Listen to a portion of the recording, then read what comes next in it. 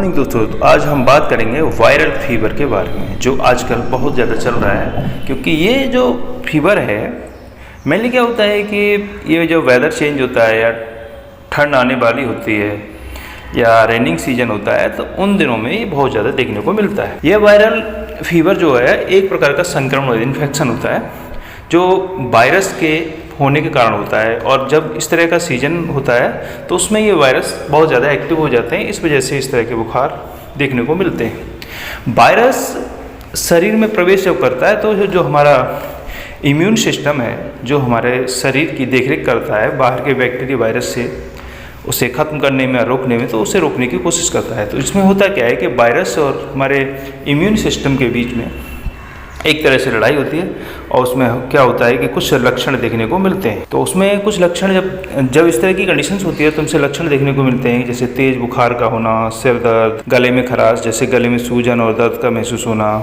खांसी और नाक का बहना। आमतौर खांसी और नाक जुकाम ये सब चीज़ें होती हैं।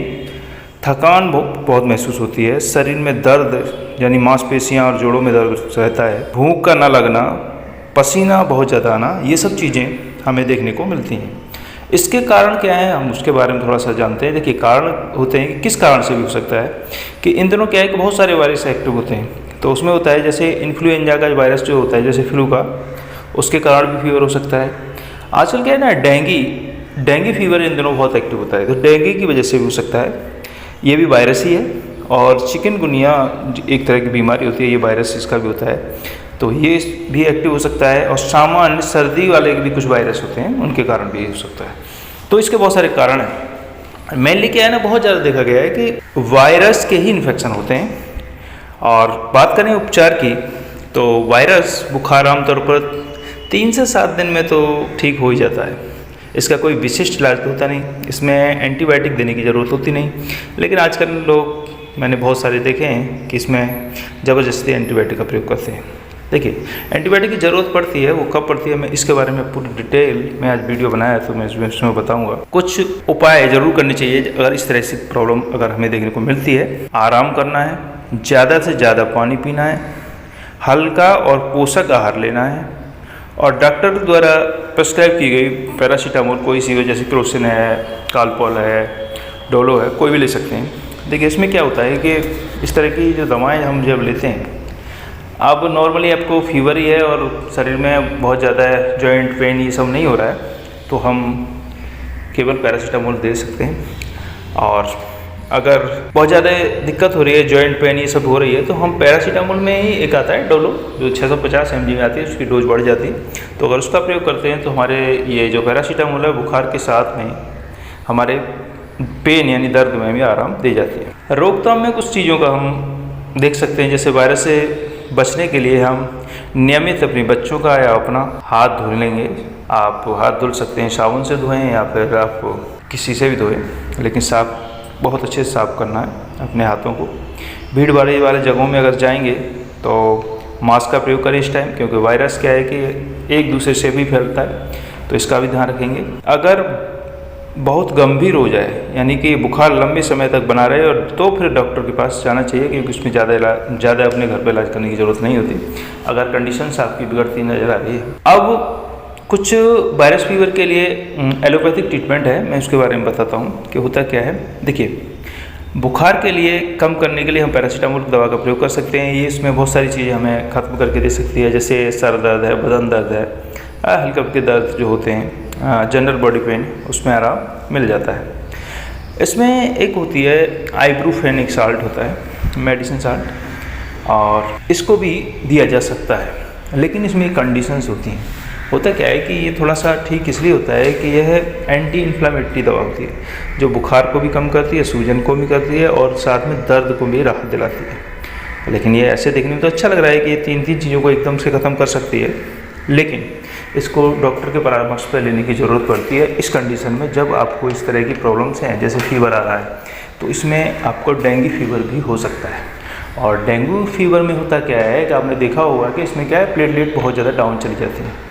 अगर आपकी प्लेटलेट बहुत ज़्यादा डाउन चली गई हैं और उस टाइम अगर आपने आइब्रूफेन यानी ब्रूफिन की टैबलेट ले ली, तो होगा क्या है कि आपकी जो प्लेटलेट जो होती हैं उसको और ज़्यादा डाउन कर सकता है। इसीलिए पता कुछ होता नहीं इस कंडीशन में, तो आप इस जगह पर इसका आइब्यूप्रोफेन का प्रयोग नहीं कर सकते। इसका प्रयोग करने के लिए डॉक्टर अपने हिसाब से कर सकते हैं, वो कंडीशन को देखते हुए। तो इसलिए आप इन सब चीज़ों को लफड़े में ना पड़ के सीधा पैरासीटामोल की डोज को बढ़ा सकते हैं। जो आप क्रोसिन यानी 500 mg की पैरासीटामोल कोई भी ले रहे हैं तो उसकी जगह जैसे डोलो है कोई और दूसरी टैबलेट जो 650 mg में उसको ले सकते हैं। अब होता है, देखिए अब हम जो ट्रीटमेंट्स में करते हैं वो क्या करते हैं कि उसकी कंडीशन को देख के करते हैं। इसमें यही होता है वायरस में, जैसे डिकंजेस्टेंस, अगर आपकी नाक बंद हो रही है, सांस लेने में दिक्कत हो रही है, तो आप डिकंजेस्टेंस दवाएं जिनको आप नाक में डाल सकते हैं। जैसे इसमें एक साल्ट होता है जो उसमें नेजल ड्रॉप के रूप में हमें मिलता है, उसमें साल्ट होता है पिस्यूडोएफेड्रिन नाम का होता है, इसके डालते हैं तो हमारी नाक साफ हो जाती है, सब चीज़ों से हमें दिक्कत नहीं होती है। अब आता है कफ सिरप या कफ सस्पेंशन जो आते हैं, अगर बहुत ज़्यादा सर्दी है तो हम फिर कफ सिरप ले सकते हैं, जैसे कोई सा भी कफ सिरप ले लेंगे। अगर आपको ड्राई कफ है तो ड्राई कफ के लिए इसमें कफ सिरप जो आता है वो होता है, उसमें एक साल्ट होता है डेक्स्ट्रोमेथोर्फन नाम से होता है, हम इसका प्रयोग कर सकते हैं दिन में 3 बार। अगर गले में खराश, नाक बहना जैसे लक्षण है, एंटीहिस्टामिन दवाएं में हम देते हैं, जैसे छींकें बहुत ज़्यादा आ रही हैं, पानी टपक रहा है नाक से, इसी कंडीशन में हम एंटीहिस्टामिन दवाएं देते हैं, जो इससे हमें इसमें आराम मिल जाता है। तो इसमें कौन कौन सी दवाएं होती हैं इसके मैं बताऊं, जैसे सेट्राजिन होती है, लोराटिडिन है, बहुत सारी दवाएं इसमें आती हैं, तो हम इसको दिन में 1 बार ले सकते हैं।